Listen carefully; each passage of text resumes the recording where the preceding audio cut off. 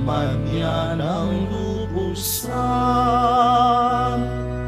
Purihin niyo ang Panginoon, dakilain ang kanyang ngalan. Ay awitan at papurihan magpakailanman.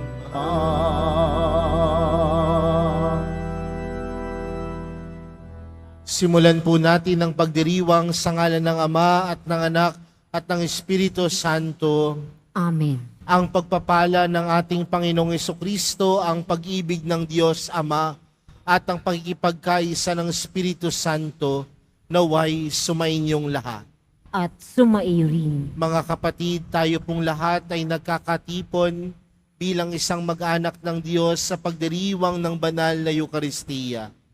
At upang tayo po ay maging karapat-dapat gumanap sa banal na pagdiriwang na ito, alalahanin po natin ang ating mga pagkukulang at nagawang pagkakasala at buong kababaang loob tayong humiling ng awa at pagpapatawad mula sa Diyos.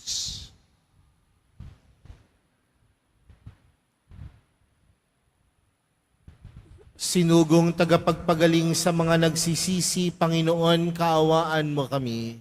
Panginoon, kaawaan mo kami. Dumating na tagapaganyayang mga makasalanan ay magsisi. Kristo, kaawaan mo kami. Kristo, kaawaan mo kami. Nakaluklok ka sa kanan ng Diyos Ama para ipamagitan kami. Panginoon, kaawaan mo kami. Panginoon, kaawaan mo kami. Kaawaan tayo ng makapangyarihang Diyos, patawarin tayo sa ating mga kasalanan at patnubayan tayo sa buhay na walang hanggan. Amen. Manalangin tayo. Ama naming makapangyarihan, kaming mga tinubos mo at kinupkop, ay tunghayan mo ngayon sa iyong kagandahang loob, upang sa pagsampalataya sa anak mong si Kristo, makamtan ng kalayaan at pamana sa piling mo, sa pamagitan niya, kasama ng Espiritu Santo, magpa sa walang hanggan. Amen. Magsiupo muna po ang lahat. Pagbasa mula sa unang sulat ni Apostol San Pablo sa mga taga-Korinto. Mga kapatid, nakarating sa akin ang di mapag-aalinlanganang balita na napakasama ng ginagawa ng isa sa inyo. Kinakasama niya ang asawa ng kanyang ama. Kahit ang mga pagano ay di gumagawa ng ganyang kahalayan. At nakukuha pa ninyong magmalaki, dapat sana ay mahiya kayo at tumangis at itiwalag ang gumagawa nito. Bagamat wala ako riyan sa katawan, nariyan naman ako sa espiritu. Kaya't parang nariyan din ako. Dahil dito, ang gumagawa niyan ay hinatulang ko sa ngalan ng Panginoong Hesus. Ako'y kasama ninyo sa espiritu sa inyong pagtitipon at sa kapangyarihan ng ating Panginoong Hesus. Ibigay ninyo kay Satanas ang taong iyan upang mapahamak ang kanyang katawan at nang maligtas ang kanyang espiritu sa araw ng Panginoon. Hindi kayo dapat magpalalo. Hindi ba ninyo alam ang kasabihang napaaalsa ng kaunting lebadura ang buong masa? Alisin ninyo ang lumang lebadura, ang kasalanan, upang kayo ay maging malinis. Sa gayon, matutulad kayo sa isang bagong masa na walang lebadura. At ganyan nga kayo, sapagkat naihandog na ang ating korderong Pampaskwa, si Kristo. Kaya't ipagdiwang natin ang Paskwa, ngunit hindi sa pamamagitan ng tinapay na may lumang lebadura ng kasamaan at kahalayan, kundi sa pamamagitan ng tinapay na walang lebadura, sa gisag ng kalinisan at katapatan. Ang salita ng Diyos. Salamat sa Diyos. Poon, ako'y pangunahan ng landas mo'y aking sundan. Poon, ako'y pangunahan ng landas mo'y aking sundan. Ang gawang masama ay di mo kalulugdan. Ang gawaing hidwa ay di mo papayagan. Ang mga palalo at masasamang asal, iyong itatakwil at kasusuklaman. Poon, ako'y pangunahan ng landas mo'y aking sundan. Parurusahan mo yaong sinungaling, pati mararahas at ang mga taksil. Poon, ako'y pangunahan ng landas mo'y aking sundan. Ang nagtitiwala sa iyo ay magagalak. Masayang aawit sila oras-oras. Iyong iingatan yaong mga tapat na dahil sa iyo ay lumigayang ganap. Poon, ako'y pangunahan ng landas mo'y aking sundan. Magsitayo muna ang lahat.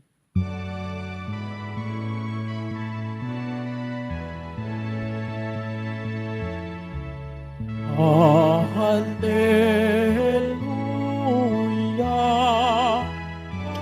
hallelujah,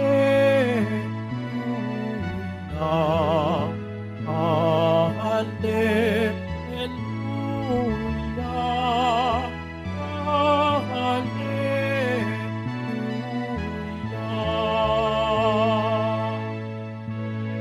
Ang tinig ko'y pakikinggan, kabilang sa aking kawan, ako'y kanilang susundan. Hallelujah, hallelujah, hallelujah.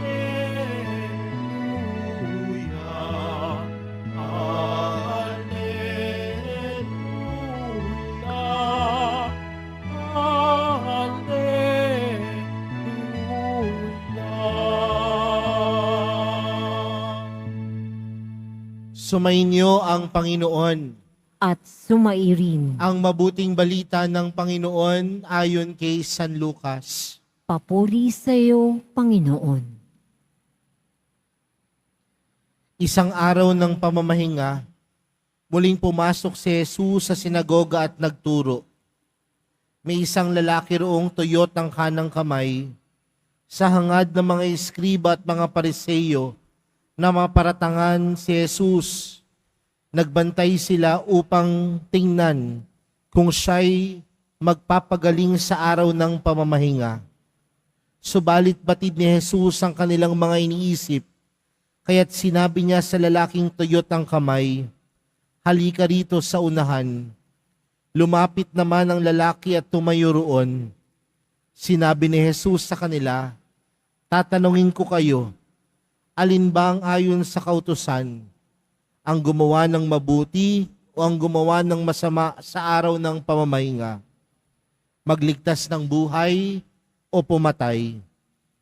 Tiningnan ni Jesus ang nasa palibot niya at sinabi sa lalaki, "Iunat mo ang iyong kamay."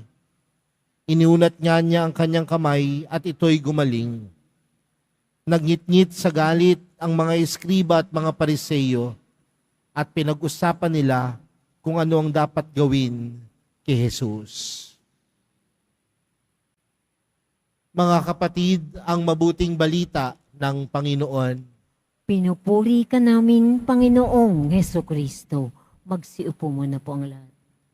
Magandang tanghali po sa inyong lahat. Pakibati nga ang katabi ng magandang tanghali. Mga kapatid, isang realidad sa ating mananampalataya na makita ang Diyos na makapangyarihan at kasama sa ating pagkakita sa Panginoon bilang Diyos na makapangyarihan, alam din natin na ang Diyos ay tunay na mabuti. At kung ang Diyos ay tunay na mabuti, alam din natin na ang lahat ng nilikha ng Diyos may kabutihan. Sabi nga nila, walang pangit na nilikha ang Diyos. Dahil ang Diyos ay mabuti, ang lahat ng nilikha ng Diyos ay mabuti. Pero aminin natin mga kapatid, na ang bawat isa sa atin bilang mga tao ay nilikha ng Diyos. At kung tayo ay nilikha ng Diyos, nangangahulugan din na ang bawat isa sa atin may taglay na kabutihan. Tingnan po ninyo yung katabi ninyo. Sabihin mo sa katabi mo, mabuti ka. Sabihin mo sa sarili mo, mabuti ako. Dahil kung tayong lahat ay nilikha ng Diyos, alam natin na ang bawat isa sa atin may taglay na kabutihan. Pero, aminin man natin o hindi, kahit alam natin na tayo ay may taglay na kabutihan, hindi pa din tayo perpekto. May mga pagkakataon na tayo ay madadapa sa pagkakasala. May mga pagkakataon na tayo ay magkakamali. May mga pagkakataon na tayo ay manghihina.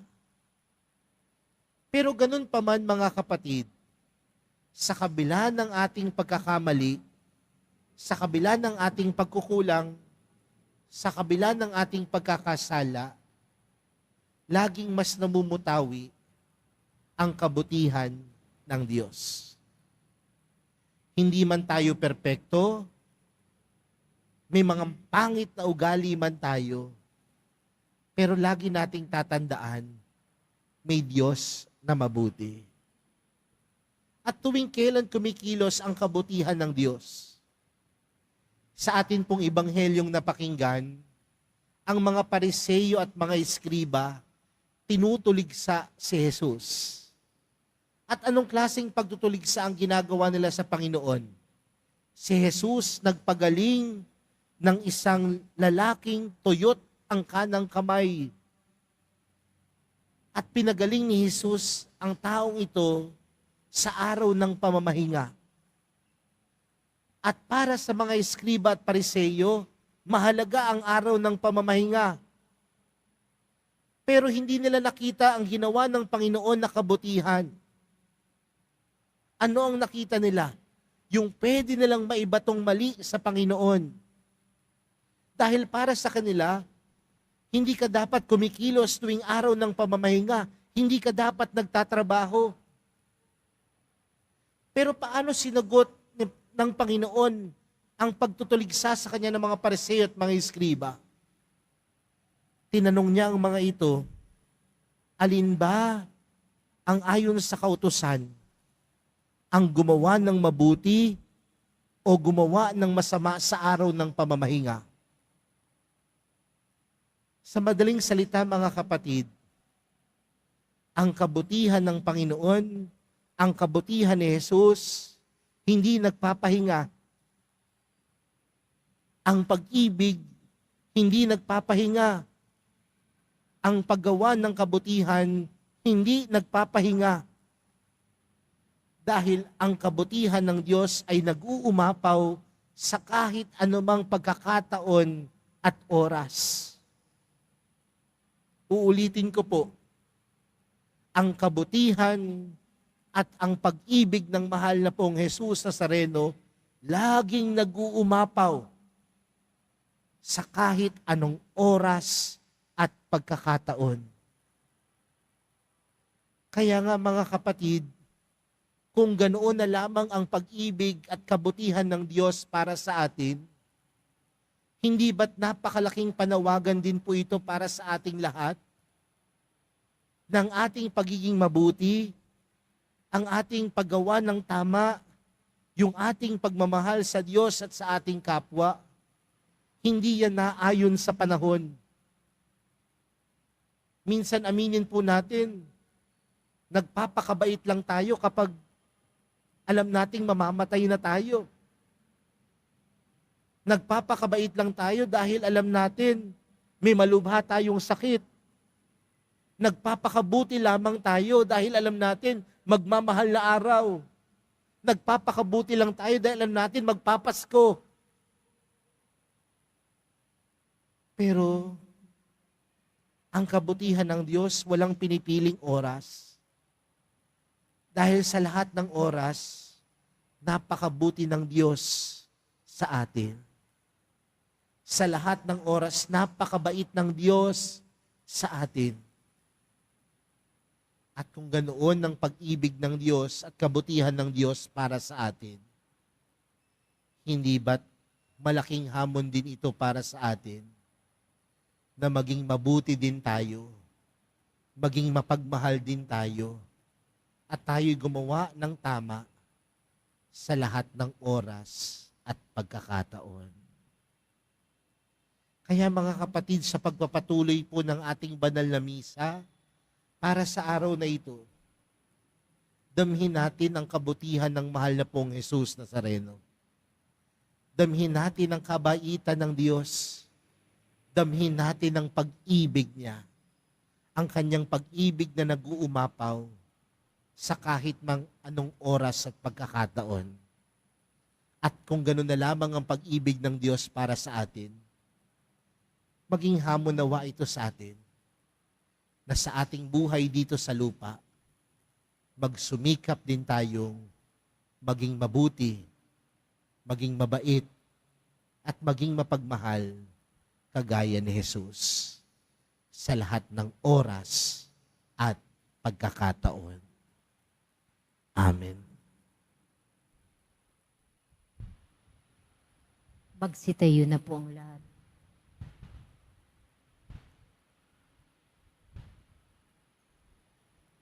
Minamahal kong mga kapatid, para sa ating mga Kristiyano, wala nang higit pang batas o utos kundi ang ipinag-uutos ng Ebanghelyo na mahalin ng Diyos at ang kapwa. Pahalagahan natin ang paniniwalang ito habang nananalangin tayo para sa pangangailangan ng bawat miyembro ng ating simbahan. Ang ating panalangin, gawin mo kaming tagapagdulot ng buhay, O Panginoon. Gawin mo kaming tagapagdulot ng buhay, O Panginoon. Ang simbahan naway palaging maging bago at dalisay sa pamamagitan ng mga salita ng Ebanghelyo ni Kristo. Manalangin tayo. Gawin mo kaming tagapagdulot ng buhay, O Panginoon. Ang mga nasa tungkulin sa gobyerno naway magabaya ng karunungan kapag gumagawa sila ng panukala at magpasya sa mga pinahahalagahang proyekto. Manalangin tayo. Gawin mo kaming tagapagdulot ng buhay, O Panginoon. Ang ating pagsamba naway maging salamin ng ating katapatan at dedikasyon sa mapagpakumbabang paglilingkod natin sa Diyos at sa kapwa. Manalangin tayo. Gawin mo kaming tagapagdulot ng buhay, O Panginoon. Sa mga may sakit at sa pinanghihinaan ng loob, naway makapagdulot tayo ng pag-asa at kaginhawahan. Manalangin tayo. Gawin mo kaming tagapagdulot ng buhay, O Panginoon. Ang mga yumao, naway mamayapa sa piling ng Diyos. Manalangin tayo. Gawin mo kaming tagapagdulot ng buhay, O Panginoon. Ama naming nasa langit, sinusuri mo ang aming mga puso at hindi lihim sa iyo ang pinakatago naming kaisipan. Liwanagan mo ang aming mga puso para sa higit na tunay na pagsamba at ang aming mga kamay para sa higit na bukas loob na paglilingkod sa kapwa. Hinihiling namin ito sa ngalan ni Kristong aming Panginoon. Amen. Magsiupo muna po ang lahat.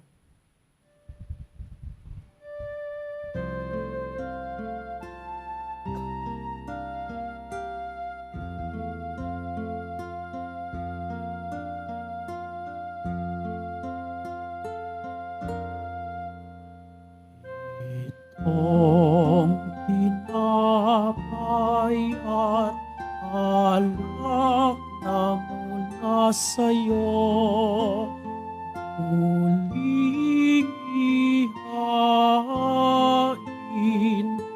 sa kabutihan mo.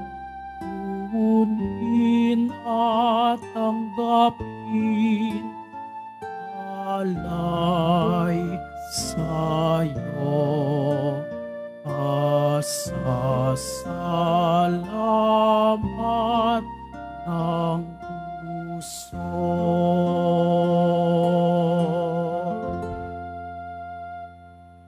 Magsitayo na po ang lahat. Manalangin po kayo mga kapatid upang ang paghahain natin ay kalugdan ng Diyos amang makapangyarihan.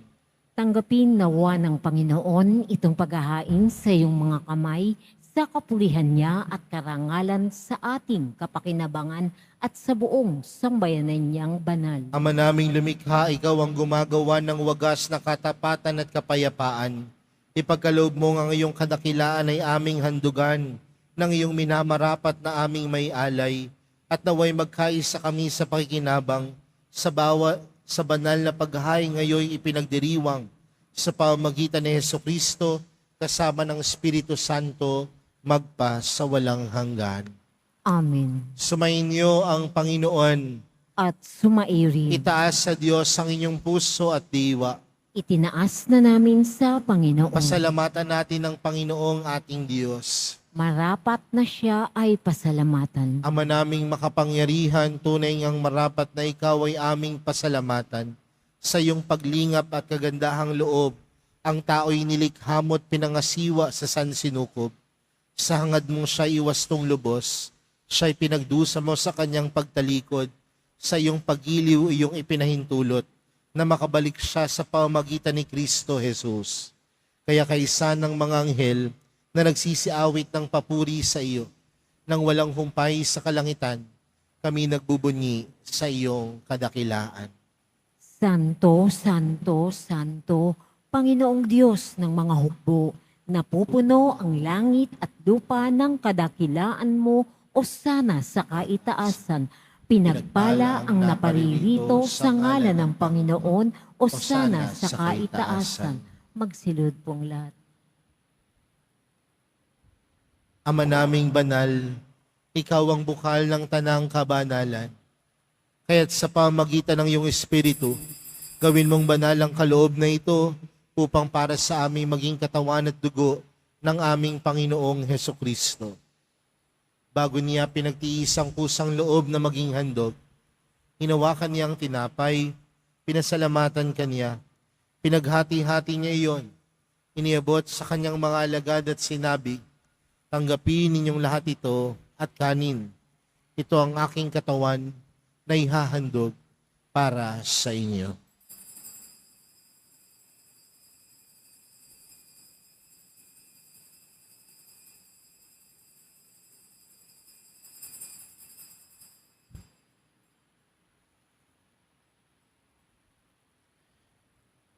Gayon din naman noong matapos ang hapunan, hinawakan niya ang kalis, muli kanyang pinasalamatan. Iniabot niya ang kalis sa kanyang mga alagad at sinabi, tanggapin ninyong lahat ito at inumin. Ito ang kalis ng aking dugo, ng bago at walang hanggang tipan. Ang aking dugo na ibubuhos para sa inyo at para sa lahat, sa kapagpapatawad ng mga kasalanan. Gawin niyo ito sa pag-alala sa akin.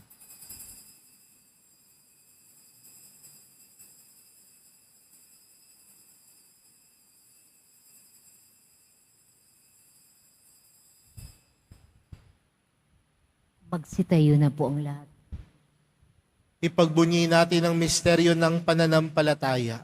Si Kristo'y namatay, si Kristo'y nabuhay, si Kristo'y babalik sa wakas ng panahon. Ama, ginagawa namin ngayon ang pag-alala sa pagkamatay at muling pagkabuhay ng iyong anak. Kaya't inaalay namin sa iyo ang tinapay na nagbibigay buhay at ang kalis na nagkakaloob ng kaligtasan. Kami nagpapasalamat dahil kami iyong minarapat na tumayo sa harap mo para maglingkod sa iyo. Isinasamo namin kaming magsasalo-salo sa katawan at dugo ni Kristo ay mabuklod sa pagkakaisa sa pamamagitan ng Espiritu Santo. Ama, lingapin mo ang iyong simbahang laganap sa buong daigdig. Puspusin mo kami sa pag-ibig kay San Francisco na aming Papa at ni Jose na aming Obispo at ng Tanang Kaparian.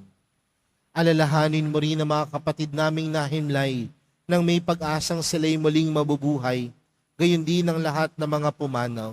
Kaawaan mo sila at patuloyin sa iyong kaliwanagan. Kaawaan mo at pagindapating kaming lahat na makasalo sa iyong buhay na walang wakas.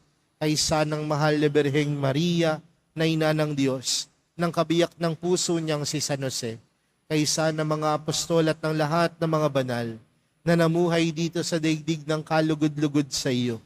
May pagdiwang nawa namin ng pagpupuri sa ikararangal mo sa pamagitan ng iyong anak na aming Panginoong Hesukristo. Sa pamagitan ni Kristo, kasama niya at sa Kanya, ang lahat ng parangal at papuri ay sa iyo, Diyos amang makapangyarihan, kasama ng Espiritu Santo, magpa sa walang hanggan. Amen.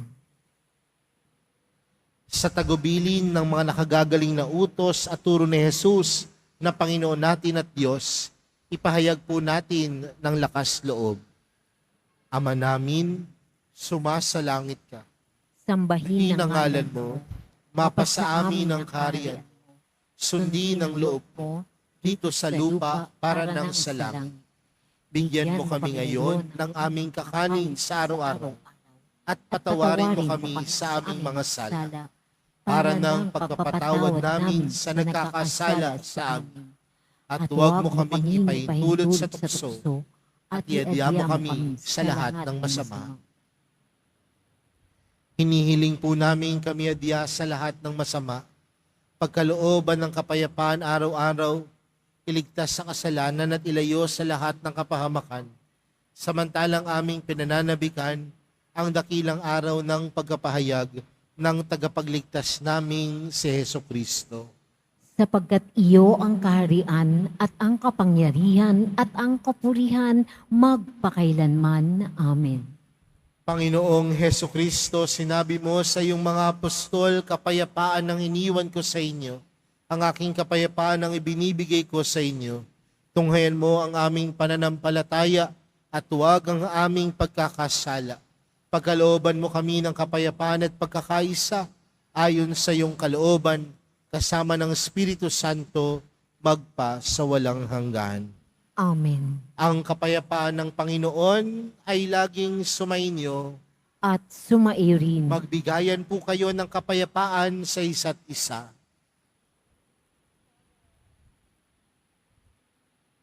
Kordero ng Diyos na nag-aalis ng mga kasalanan ng sanlibutan, maawa ka sa amin.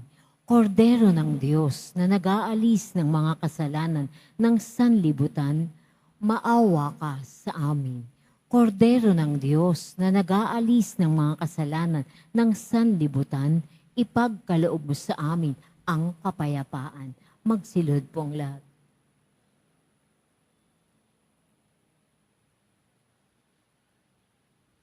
Narito si Jesus, ang kordero ng Diyos. Siyang nag-aalis ng kasalanan ng sanlibutan. Mapalad ang mga inaaniyahan sa kanyang piging. Panginoon, hindi ako karapat-dapat na magpatuloy sa iyo, ngunit sa isang salita mo lamang ay gagaling na ako.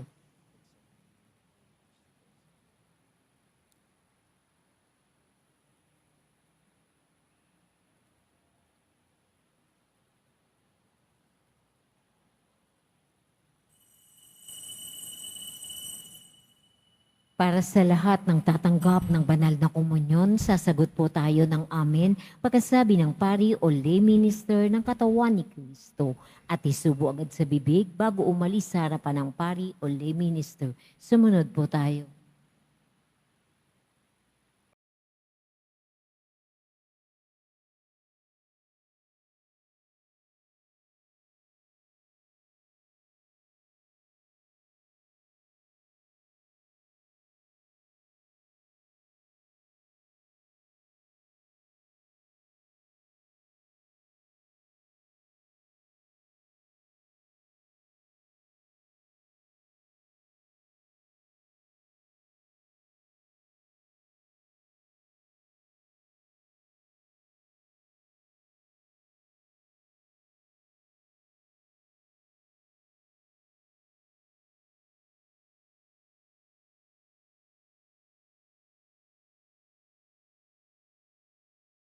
Tingin tayo.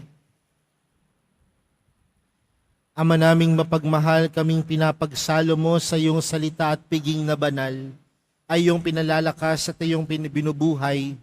Pagindapatin mong kami makapakinabang sa buhay ng iyong anak na para sa aming sarili niya ang alay, bilang aming tagapamagitan kasama ng Espiritu Santo, magpa sa walang hanggan. Amen. Sumainyo ang Panginoon. At sumairin. Mahal na pong Jesus Nazareno, inihayag mo sa pamagitan ng krus ang walang maliw na pag-ibig ng Diyos sa sangkatauhan. Pakinggan mo ang kahilingan ng iyong angkan na nagsusumamo sa iyo. Makamtan nawa nila ang iyong katugunan at tanggapin ang kasagutan na may utang na loob na tinatanaw. Basbasan din po ninyo ang mga dala-dala nilang mga imahen at dasalat. Sa pamagitan ng bendisyon na ito, naway maalala nilang mga pangako nila noon sa binyag na ikaw ang kanilang iibigin at paglilingkuran bilang Panginoon, magpa sa walang hanggan. Amen. At pagpalain po kayong lahat ng makapangyarihang Diyos, Ama, Anak, at ng Espiritu Santo. Amen. Humayo kayong taglayang kapayapaan ng Poong Jesus Nazareno. Salamat sa Diyos.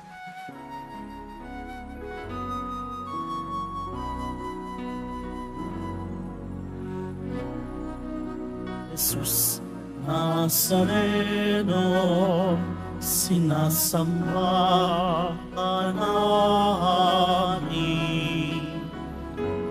Ipintulo ka namin, aral mo ang aming buhay at kaligtasan sa Padre Jesus Nazareno. Iligtas mo kami sa kasalanan. Ang krus mong pinamatayan ay sagisag ng aming kaligtasan. Nuestro Padre Jesus Nazareno, inangal ka namin. Nuestro Padre Jesus Nazareno, iluluwalhati ka namin. Nuestro Padre Jesus Nazareno, dinaral ka namin. Nuestro Padre Jesus Nazareno, iluluwalhati ka namin.